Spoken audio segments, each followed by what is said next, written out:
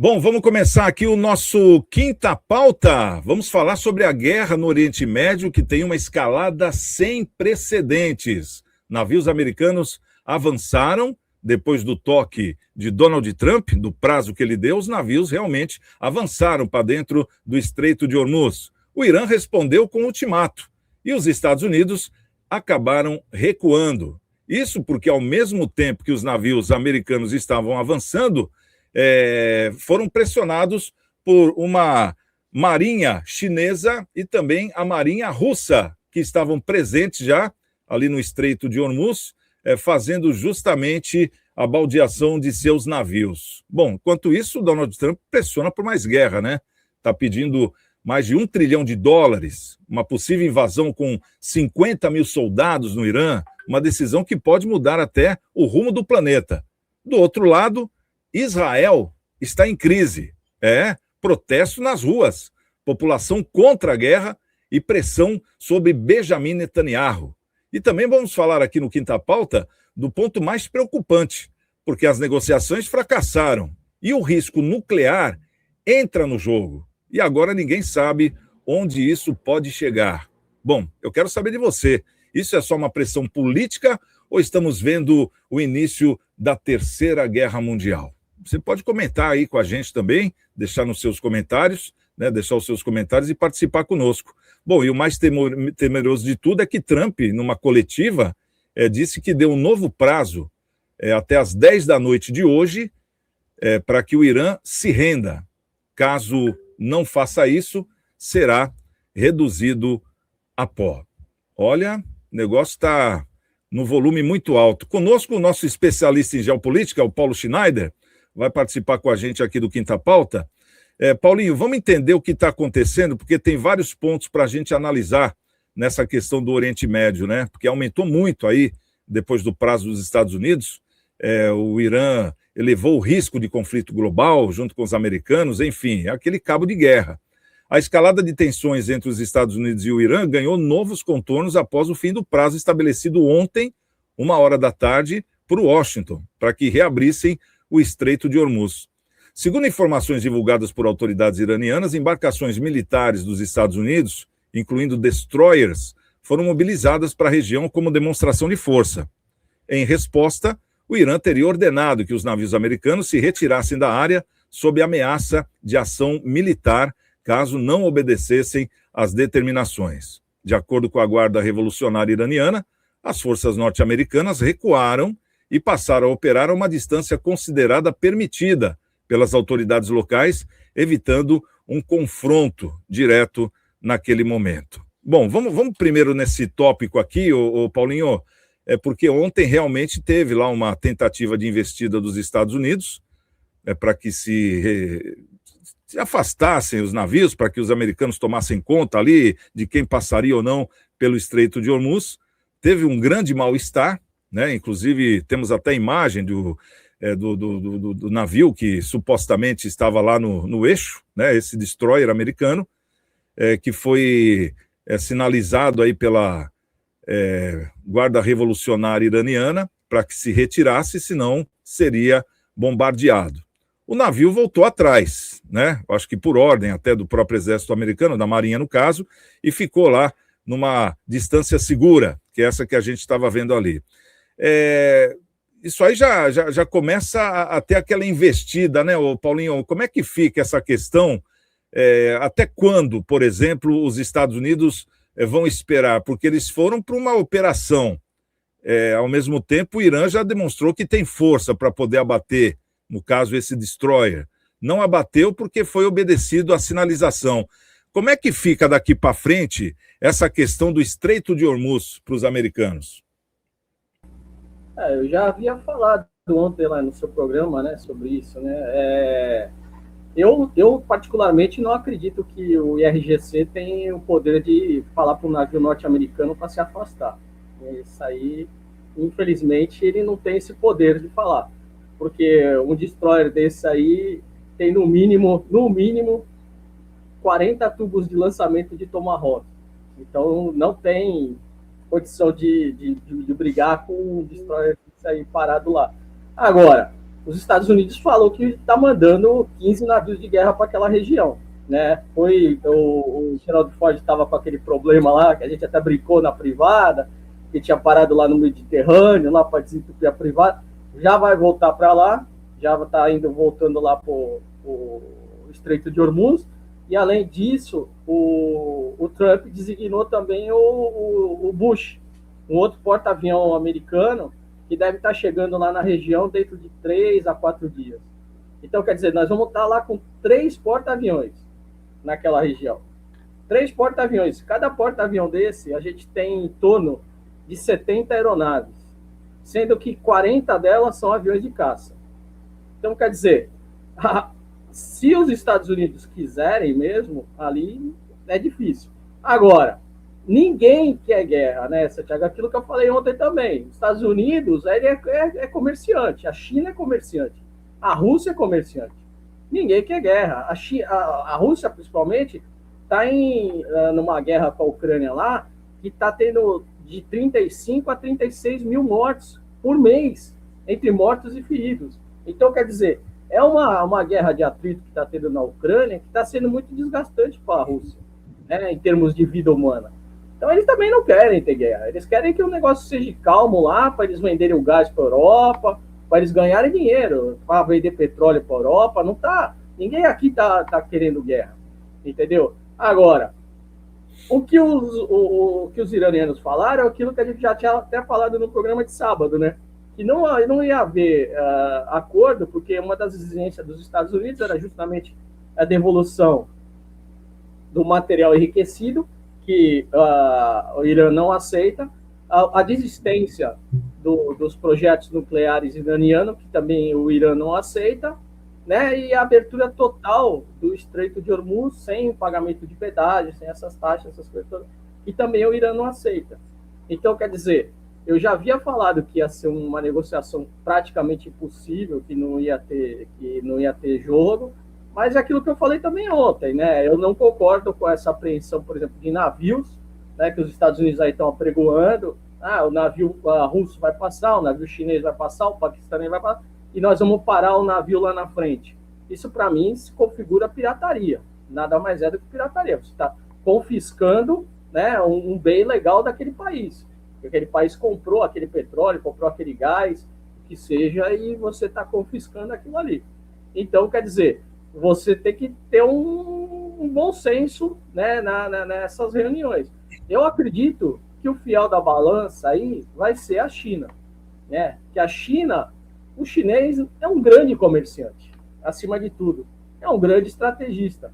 Ele vai tentar sentar lá com os iranianos e com os americanos para evitar esse tipo de confronto, que na realidade não é benéfico para ninguém, né? É esse tipo de coisa que eles estão falando. Porque o Trump, ele tá megalomaníaco, né? Eu fiquei sabendo na segunda-feira que existe um projeto do Trump para fazer um destroyer da classe Trump. Olha só, Santiago. Destroyer da classe Trump, né? Um destroyer de 40 a 50 mil toneladas. Esse destroyer vai ser o maior destroyer do mundo. Pra você ter uma noção, é quase o peso de um porta-avião, né? Então, é um destroyer que vai ter de 180 a 190 lançadores de Tomahawk. O que acontece? Cada destroyer desse tem tubos de lançamento aí de 20, 30 Tomahawk. Só que quando é lançado, esses Tomahawk eles não podem ser reabastecidos em alto mar. Ele tem que voltar para o porto para abastecer os mísseis. Entendeu? Você não tem um míssil Tomahawk dentro do navio, ou você vai estar um outro navio de suprimento que vai... Não, você tem que voltar esse destroyer para o porto para carregar os mísseis. Então, ele está querendo fazer um destroyer com 180, 190 tubos de lançamento de Tomahawk. Imagina só esse monstrinho que ele está querendo fazer. Então, quer dizer, ele está meio megalomaníaco mesmo, ele está meio doido. Vamos ver se o Congresso norte-americano vai dar uma barrada nele, velho. E tem uma questão aqui, Paulinho, que estão falando que os Estados Unidos só não avançou dentro do Estreito de Hormuz porque na hora que aconteceu esse fato que nós vimos aí do Destroyer, logo depois do prazo, através da ordem de Donald Trump ter entrado no Estreito de Hormuz, ele foi alertado pela Guarda Revolucionária que estava pronta lá, já para atirar. Mas o que chamou a atenção é que nesse momento, conforme nós até anunciamos ontem no programa em forma de break news, aconteceu justamente a entrada em cena de uma tensão geopolítica ainda maior, ou seja, embarcações da China e da Rússia aparecendo no Estreito de Hormuz. Então, quer dizer, tanto que até agora o silêncio impera. Existem lá os navios americanos, nessa distância segura, né, entre aspas, em acordo, e também os navios da China e os navios da Rússia, né, ali esperando qualquer atividade aí dos Estados Unidos para que coloque para correr ou para que faça alguma intervenção, né? Aí sim, aí o estopim vai ser feio. E logo após o encerramento desse prazo aí, então, esses navios, né, da China e da Rússia foram avistados na região, realizando essas operações de escolta aí para as embarcações comerciais. A presença das duas potências foi interpretada como um recado direto a Washington, indicando que eventuais ações de intimidação contra o Irã poderão enfrentar uma resistência internacional. Apesar da tensão, o fluxo de petróleo não foi interrompido.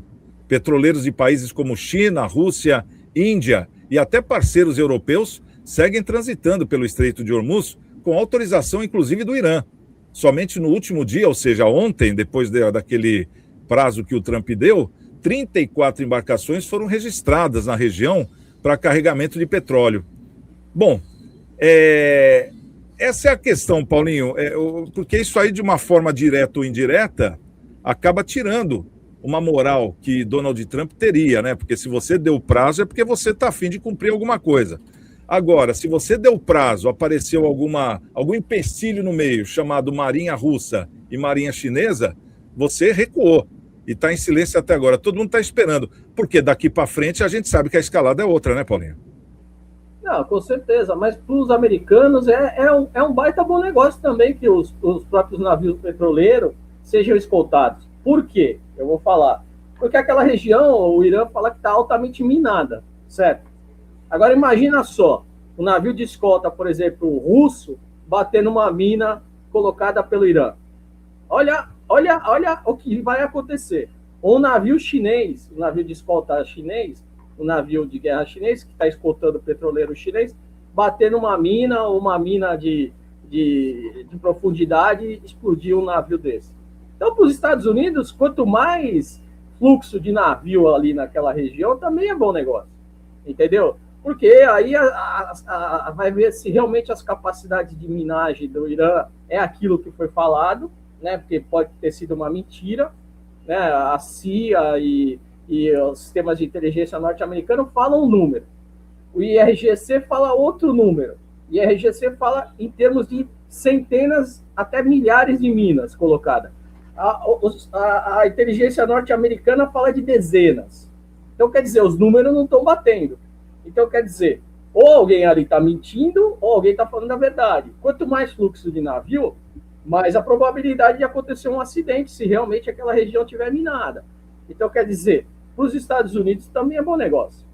Agora, é aquilo que eu estou te falando. Ninguém ali está querendo guerra, principalmente o chinês. Lembra que a gente até falou, os caras restauraram aquela ferrovia em tempo recorde, não sei o quê. 48 horas. O chinês não quer saber. Ele quer arrumar aquilo ali, vamos botar para frente e vamos botar para vender. Já estava tendo a previsão de ser bombardeado, aquilo porque já tinha até equipe preparada para fazer o reparo, né? Uma coisa incrível. Então, mas aí também é aquele negócio. Os Estados Unidos, ele vai até um determinado limite, né, Santiago? Ele sabe também aonde vai atacar, sabe onde vai bombardear. E também sabe até onde está a resistência do oponente. Agora, esse limite, Paulinho, é o que está chamando a atenção também. Você tocou no assunto principal, porque o Donald Trump, a gente fala, ele chegou no limite. Mas não. De repente, o que acontece? Vem esta notícia aqui, que é outro tópico que a gente vai estar analisando aqui no nosso Quinta Pauta. Donald Trump está pressionando por uma escalada militar ainda maior. Olha só. Nos Estados Unidos, o que está acontecendo hoje? O presidente Donald Trump intensificou a pressão política interna, solicitando ao Senado americano não a liberação daqueles 200 bi que ele tinha pedido, Ele pediu agora US$ 1 trilhão para poder dar continuidade às operações militares. Ele até deixou bem claro que, por dia, os Estados Unidos estão gastando US$ 890 milhões na guerra, né? Além disso, Trump anunciou a possibilidade de uma invasão terrestre ao Irã com envio de 50 mil soldados já de imediato, uma medida considerada, inclusive, de alto risco por especialistas em geopolítica e estratégia militar.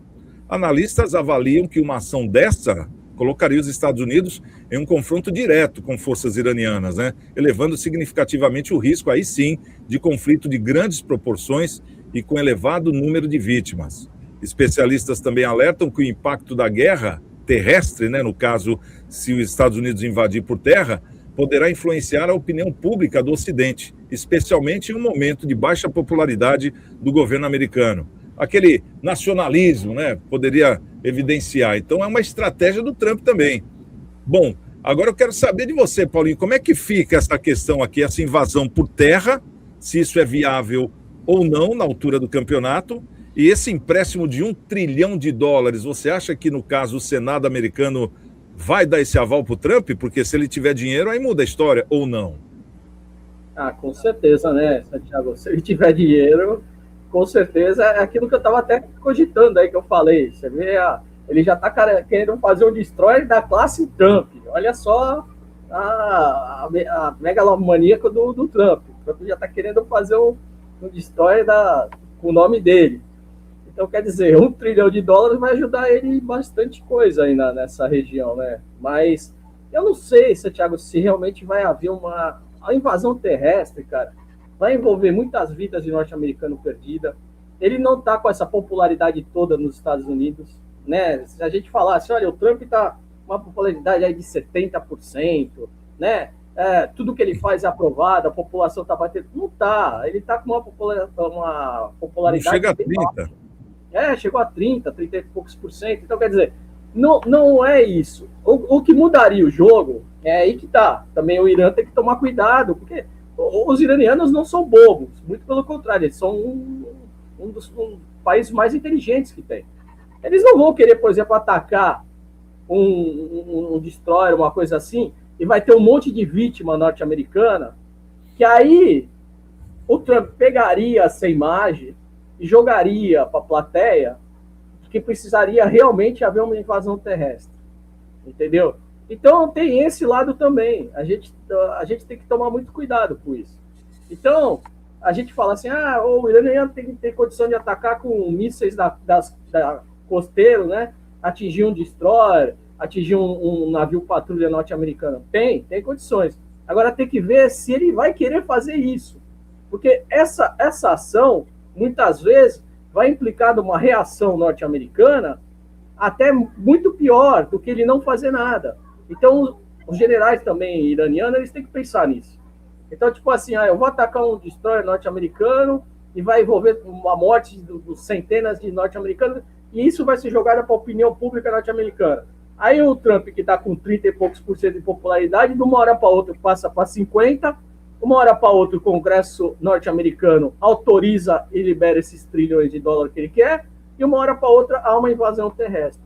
Então, também isso tem que ser tomado muito cuidado, né? Eu tenho certeza, né? Eu sou um grãozinho de arroz perto dos analistas militares iranianos e americanos que devem estar pensando em todos esses aspectos, né? Então, quer dizer, a gente tem que pensar também sobre isso.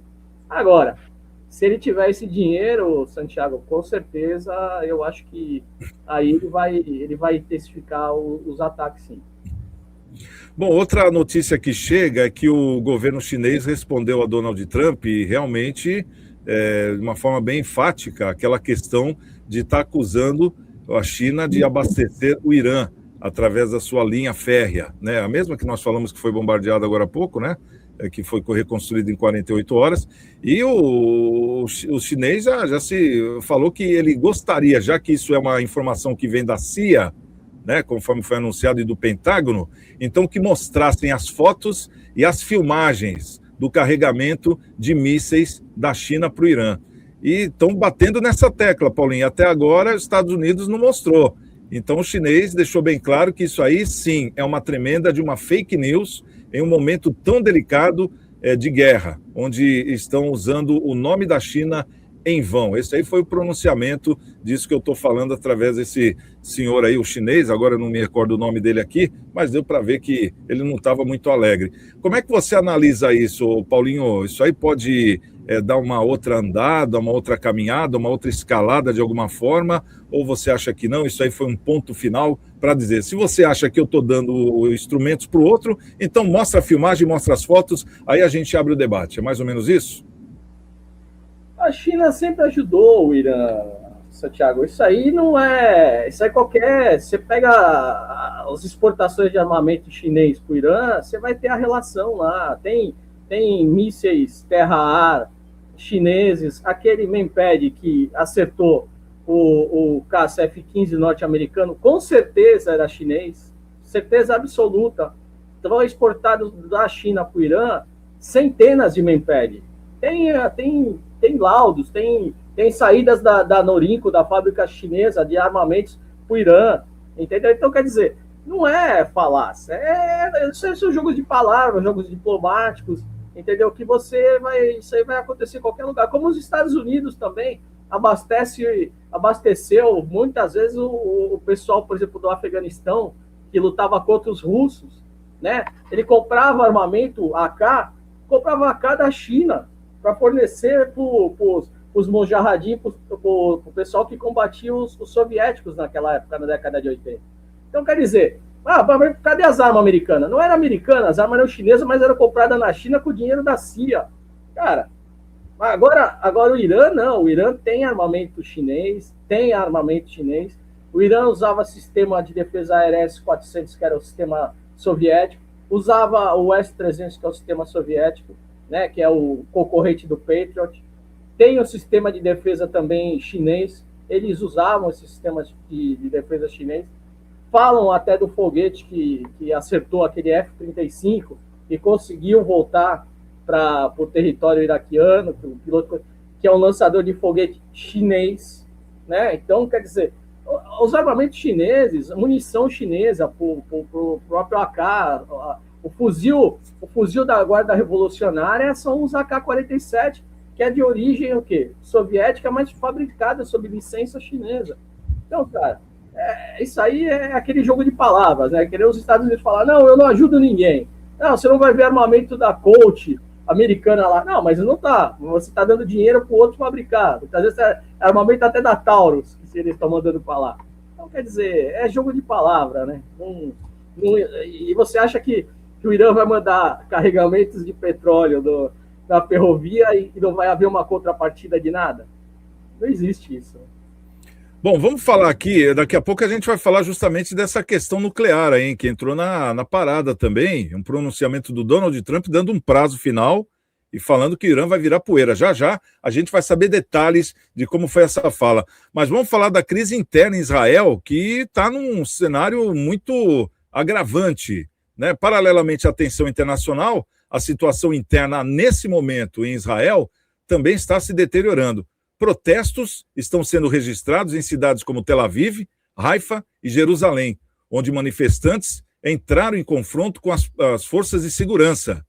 Os atos pedem o fim da guerra contra o Irã e a responsabilização imediata do primeiro-ministro Benjamin Netanyahu, aumentando a pressão política interna em meio ao cenário de instabilidade. O fracasso nas negociações, né? Então, quer dizer, o pessoal pedindo aí a cabeça do Netanyahu. Você acha que demorou, Paulinho, e algo vai acontecer? Porque, segundo dizem, está tomando uma escalada que agora a ameaça é justamente nas fontes de energia, fonte de água, e os israelenses já estão falando que já estão sofrendo demais por terem apostado e confiado em ficar em Israel durante esse período de guerra. Bom, vamos lá. O que aconteceu ali no Israel, a gente tinha as forças da ONU, que ninguém fala isso, mas tem as forças da ONU desde 78, ali na região do sul do Líbano. Desde a época do Yasser Arafat, essas coisas todas, eles mandaram essas tropas da ONU ali justamente para fiscalizar o Hezbollah, para não ter ataques, para o Hezbollah não se estabelecer naquela linha de fronteira, esse tipo de coisa. Então, o que aconteceu? A ONU realmente não funcionou. Essa que foi a realidade. Os capacetes azul não bloquearam o crescimento do Hezbollah naquela região. Teve um monte de ataque por território israelense. Só foi reportado o que estava acontecendo, não agiram. Bom, a ONU falhou. Aí o que acontece? O Netanyahu fala, vamos atacar aquela região que o pessoal está jogando foguete aqui para cima de nós. Só que uma ação que era para ser uma ação contida naquela região, não está sendo, é o que a gente está vendo aí, né? Estão atacando não só o sul do Líbano, como também atacaram Beirute, atacaram um monte de cidades, e que, por exemplo, atacaram prédios que tinham, por exemplo, integrantes do Hezbollah, mas tinham moradores também. Essa que é a realidade. Você é para atingir, por exemplo, 150, 120 terroristas, você matou mais 200 moradores civis. Então, quer dizer, ficou meio desproporcional o ataque. Uma coisa que era para ficar naquela região onde a ONU não conseguiu barrar o Hezbollah, onde o Hezbollah estava fazendo túneis ali na fronteira e saindo diretamente dentro do território de Israel, onde estava sendo lançado foguetes, eles avançaram nesses ataques. Então, isso, a população civil israelense está também percebendo isso, né? Não é só o pessoal da imprensa mundial. Tem que tomar muito cuidado com o que é falado, né? Genocídio, não sei o que, blá, blá, blá. Sim, houve excesso. E houve excesso, eu não tenho nem dúvida disso. Né? Você vai lançar uma bomba guiada por laser num prédio onde tem 100 pessoas que são terroristas e os outros moradores não são. Isso é um excesso para mim. Você está matando a população civil também. Então, quer dizer, Israel perdeu um pouco a mão ali naquela região. Essa que é a realidade. E o Netanyahu está chegando naquela linha vermelha que a gente falou no sábado, que o Trump já está. Ele não consegue voltar atrás, Santiago. Esse que é o problema. Não tem como. Até porque o que nós comentamos ontem, isso aqui que nós estamos falando da crise interna em Israel, nessas 3 grandes cidades de Israel, é justamente depois do anúncio dos Estados Unidos dizendo, cada um para si. O governo americano não tem como socorrer vocês agora, então virem-se do jeito que dá. Aí o povo foi para a rua, de forma de protesto. Poxa, mas você tinha dito antes da guerra, num pronunciamento, que era para a gente ficar tranquilo, que nada ia acontecer conosco, e agora você está mandando a gente se virar para desviar de foguete aqui dentro, e eles estão batendo lá na fronteira do Egito e não estão conseguindo passar. O Egito não está abrindo a porteira para eles, né? No caso, o povo de Israel não tem como sair. Parece que são muito poucos voos por dia que saem, todos eles lotados, né? Então, quer dizer, já começou esse protesto e estão pedindo a cabeça do Netanyahu. Quer dizer, é uma proporção que a gente já estava mostrando. Se você está na guerra, não está mostrando o resultado, aí, quer dizer, já começa a descambar. O seu crédito acaba, né, Paulinho? Não, com certeza. O Netanyahu, ele infelizmente, né, ele cruzou uma linha meio vermelha aí. Então, e o que ele podia fazer agora? Esperar o Trump pegar esse empréstimo de 1 trilhão e rezar todo dia para conseguir? A posição do Netanyahu é essa, entendeu? Porque se o Trump conseguir realmente esse dinheiro todo, com certeza as baterias antiaéreas do israelense vão ser reforçadas, com certeza vai vir mais aviões, mais tecnologia, mais bombas lá para Israel, com certeza, isso você não tem nem dúvida disso, entendeu? Agora, também é o seguinte, se não vier esse dinheiro, Israel vai ter que se virar com o que tem. Então, se virar com o que tem, com um monte de frente de combate, será que vai dar? Essa a minha pergunta. Israel está com frente de combate no sul do Líbano, está com frente de combate contra o Irã, está com frente de combate na Síria. Cara, é muita frente de combate, um país do tamanho de Pernambuco, certo?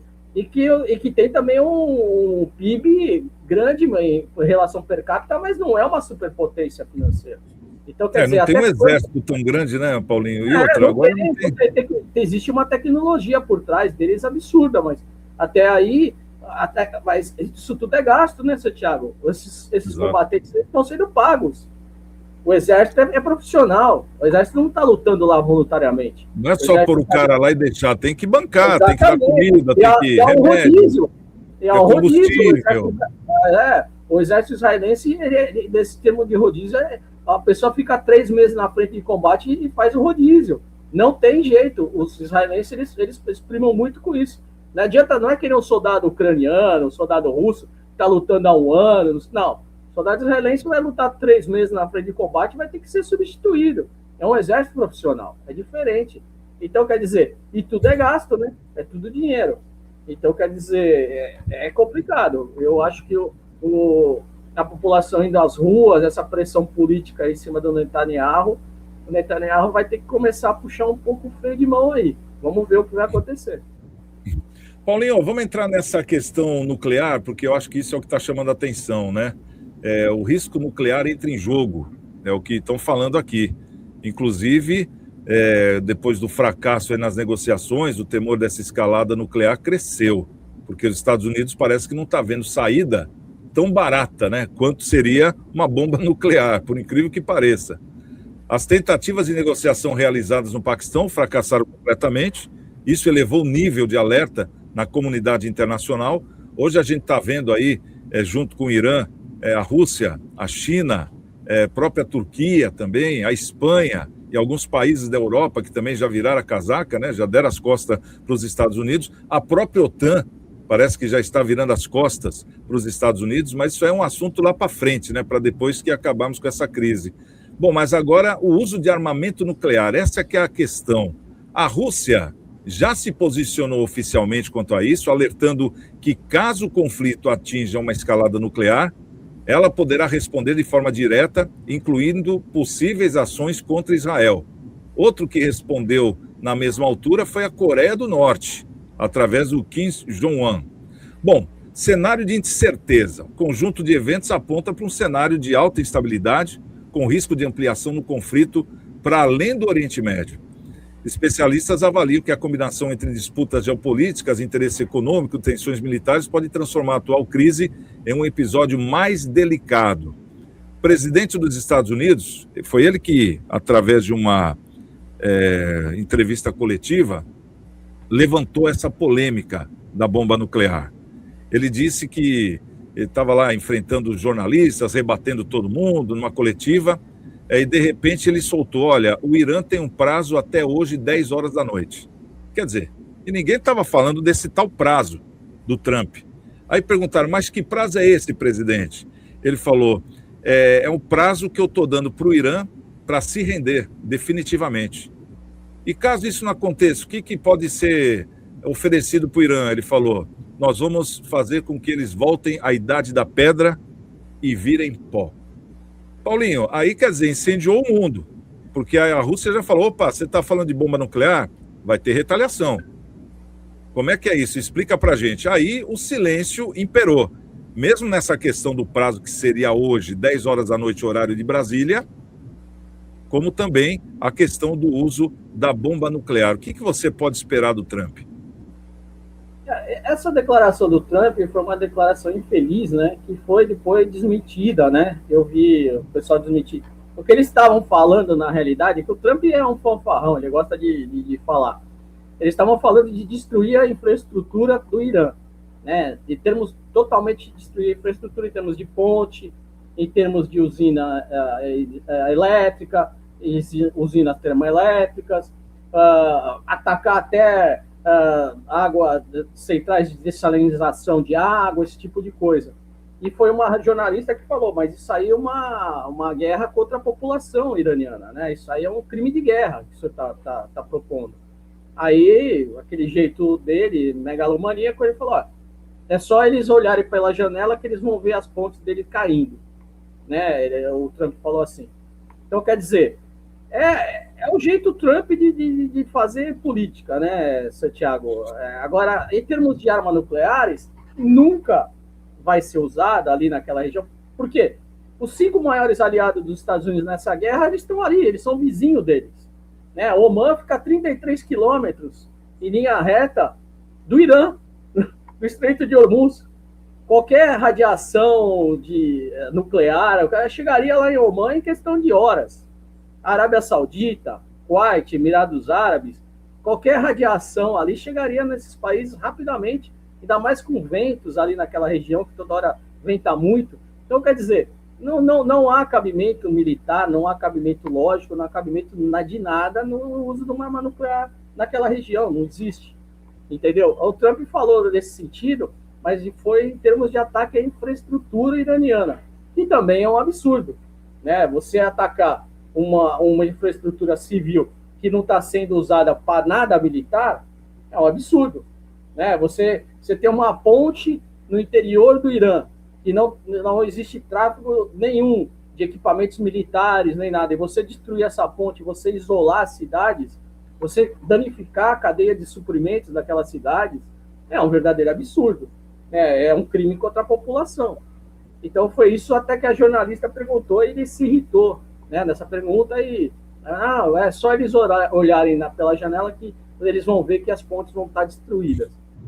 Com certeza, se os Estados Unidos quiser fazer esse tipo de coisa, ele tem tecnologia, ele tem aviação, ele tem bombas para isso, ele tem tudo para fazer isso. Agora, vai fazer? Há uma grande pergunta e uma grande questão no ar. Eu não acredito, né? Acho que ele atacou aquela ponte, que foi uma das maiores pontes do Oriente Médio, ali, tipo, para falar que ele poderia fazer, né? Olha, nós podemos fazer isso. Um recado, né? Seria um recado. Mas o que ele vai fazer, Santiago, aí toda a opinião pública mundial se voltaria contra ele, entendeu? E aí o Irã realmente sairia de vítima nessa questão. Então, eu também acho que os analistas militares americanos que estão lá, que são pessoas altamente qualificadas, eles não vão chegar e falar para o Trump, olha, amigo, não faz isso que vai dar besteira, vai dar ruim. Mas lá na frente. Eles falaram para o Trump não fazer, o Trump fez, Paulinho. Tem esse lado também, né? mas esse tipo de coisa, Santiago, eu acho que os analistas militares, eles com certeza, eles iam bater mais o pé, porque ia ser uma reação mundial, né? Você imagina, por exemplo, a cena do pessoal passando fome, né, no Irã. Não, e a retaliação, o pior seria a retaliação também, né? Porque a Rússia falou, então, uma cidade sendo isolada, a Coreia do Norte falou, quer exatamente. Dizer, seria o estopim para uma terceira guerra mundial, né? Mas eu acho que, cara, economicamente eu acho que não nem chegaria a ter uma terceira guerra mundial, mas todo mundo ia se compadecer com o Irã, o que aconteceu, o que os Estados Unidos fez, entendeu? É uma superpotência que acabou realmente com o país. Então, quer dizer, se o motivo dele... Os Estados Unidos sair bem dessa história, mesmo não tendo dado certo essa estratégia de ontem, que hoje está tudo em silêncio, eu estava olhando aqui, estou monitorando, está todo mundo em silêncio, está lá a Marinha dos Estados Unidos, na distância que foi determinada, está lá a Guarda Revolucionária patrulhando todo o canal de Hormuz, né, do Irã, estão lá os navios de guerra da China, estão lá os navios de guerra da Rússia, e também apareceram submarinos agora. Olha aí, Paulinho, tem a notícia de que um submarino chinês apareceu também nas águas ali da entrada do Estreito de Hormuz. Então, quer dizer, está tudo patrulhado, está todo mundo quieto, porque um é mais forte que o outro, ninguém quer ser o primeiro a dar bicuda, né? Senão, sabe como é que é, vira aquela briga de escola. Mas, no caso, é muito delicada essa situação toda, né, Paulinho? Qual a saída para o Trump, então, agora? Porque é meio que checkmate no negócio aí. E Trump, quer dizer, foi para ajudar Israel, acabou se envolvendo na guerra e agora não consegue sair da guerra, né? Tanto que já até deu um depoimento agora há pouco, na manhã de hoje, falando, nós estamos já definindo como é que vai ficar o Irã, já estamos acabando com o Irã, acho que semana que vem a gente já está em Cuba. Quer dizer, o Trump já mudou o discurso, né, para Cuba. Tipo, estou saindo da guerra, hein? Essa semana. Aí apareceu a França também marcando o encontro essa semana. Já foi aceito, sai a notícia aqui, já foi aceito pelos Estados Unidos, por Israel. Olha aí, Israel entrou. E também pelo Líbano. Olha aí que bacana. Então, Líbano, Israel, Estados Unidos, França, Espanha, eles estão fazendo uma coligação aqui para poder chegarem num acordo todos juntos, Rússia, Japão também e China confirmados. Fazer um grupo, né, de países para eles decidirem como é que vai ficar o Estreito de Hormuz. Bom, então, eu acho que isso aí, eu acho que já é uma grande saída aí para o Trump, né? Porque o que ele quer é sair da guerra. E segundo o Irã, na última reunião de domingo, né, que não deu certo, vieram todos embora, falaram que não iam mais conversar com os Estados Unidos. Se quiser conversar sobre o fim da guerra, fale com a China e com a Rússia. E é o que está acontecendo. Então, você acha que essa pode ser a saída de emergência necessária, Paulinho? Eu acho que existe um ponto que os Estados Unidos não abrem mão, né, até pressionado por Israel, que é a devolução do material nuclear enriquecido. Esse é o ponto que eu acho que os Estados Unidos não abrem mão de jeito nenhum.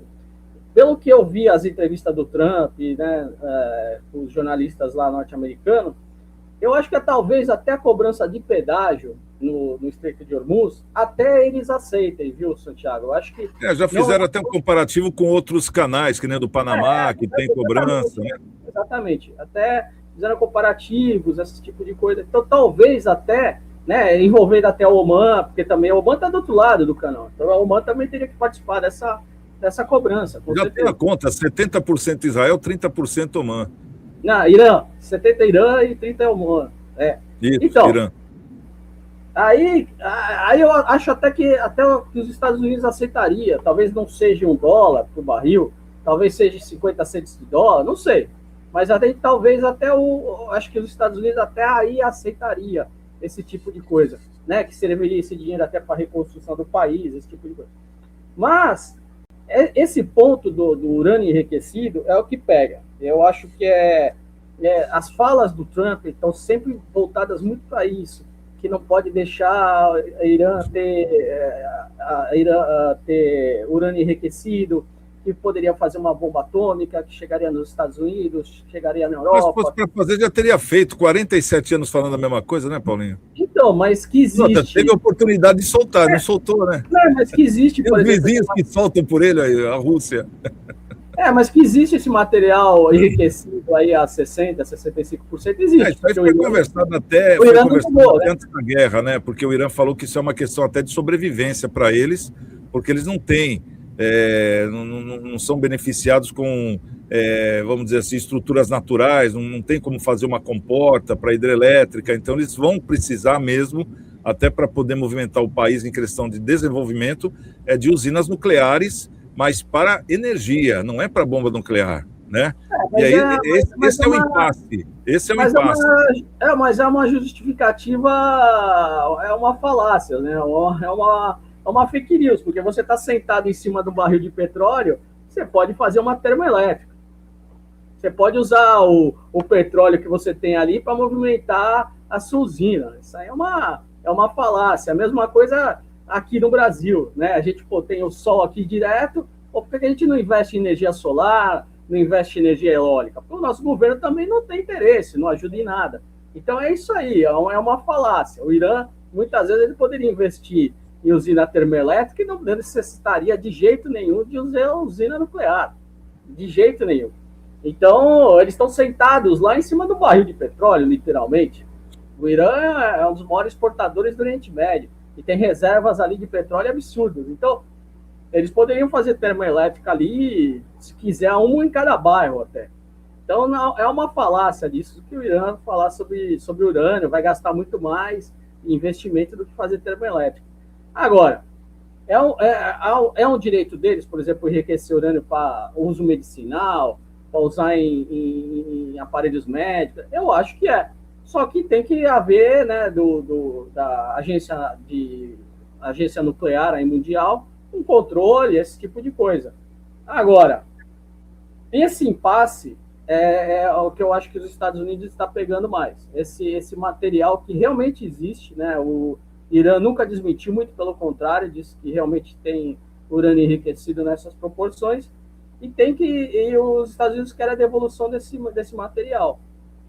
Agora, dos outros pontos... É uma coisa incrível, eles querem para ficar lá nos Estados Unidos, né? Então, quer dizer, eles usariam... Aí, por outro lado, é o único país do mundo que só mas os Estados Unidos é isso aí, Thiago. Vai armar ainda mais os Estados Unidos.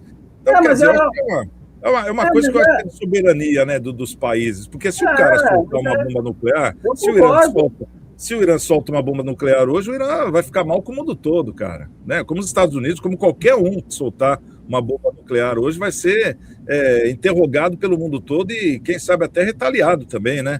Então, acho que isso é uma história muito, muito frouxa, vamos dizer assim, para não acabar com uma guerra dessa aí, né? Que a gente já vê que não está nada bom para o lado dos americanos e muito menos para o lado de Israel. Essa que é a grande verdade. E também para o Irã, né? Eu acho que não está bom para ninguém. Então, vamos esperar essa coligação aí dos países para ver se eles chegam num acordo e a gente fica aqui na torcida, né, Paulinho? Bom, quer encerrar com algum comentário? Fica à vontade aí, Paulo. Não, o que você falou eu acho perfeito. É que nem a gente estava falando. Você pega os países que estão aí, são todos países que são acostumados a negociar, países comerciantes, né? Países que não querem guerra, eles querem comércio. A China quer comércio, a Rússia ainda mais com esse problema que ele está tendo na Ucrânia, quer comércio mesmo, quer se livrar das sanções, quer exportar o gás que eles têm lá, por um buraco lá parece gás na Rússia. Eles querem exportar o gás para a Europa, querem liberar as sanções que existem na própria Europa. Então, quer dizer, eles não querem guerra. Hoje está havendo um custo de vidas aí absurdo para a Rússia e absurdo para a Ucrânia, né? Falam em a Rússia consegue alistar 40 mil pessoas por mês. Então, tendo baixas aí em torno de 35 a 38 mil baixas mês, entre mortes e feridos. Então, quer dizer, vai chegar num ponto de equilíbrio que vai ter mais mortos e feridos do que gente para repor na frente de batalha. Isso, sabe, é um absurdo isso. Tanto russo como ucraniano. A gente está falando de baixa dos dois lados. Então, quer dizer, eles têm que parar com esse tipo de coisa. Tem que negociar, tem que sentar para negociar e o próprio Estados Unidos, né, Santiago?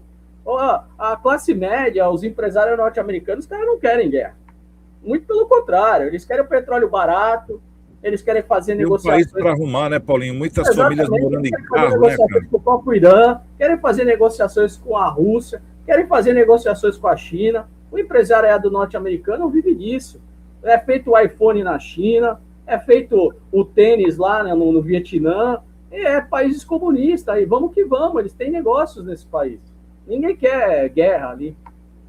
É isso aí, vamos esperar para que o Trump caia na real aí, a gente acabe anunciando o fim da guerra. Bom, Paulo Schneider, quero agradecer a sua presença aqui no nosso Quinta Pauta, nosso especialista em geopolítica, né? E a gente, claro, vai ficar acompanhando esse assunto, que é o assunto do momento, até para a gente saber o que acontece, porque tudo isso que acontece de forma negativa ou positiva, a gente está torcendo pelo positivo, né? Reflete-se no Brasil, reflete-se na Europa, no mundo todo, através do bolso do contribuinte. Essa que é a grande verdade, porque sempre solta e sobra para a gente. Então vamos torcer para que tudo entre nos eixos. Obrigado pela presença aí, viu, Paulinho? Até a próxima aí. Amanhã a gente volta com mais um Quinta Pauta. E para você que está ligado com a gente, obrigado pelo carinho também. E amanhã, 11h45, a gente está de volta com mais um Cidades em Debate. Deixa o seu like, deixa o seu comentário. Estamos com Deus. Até amanhã.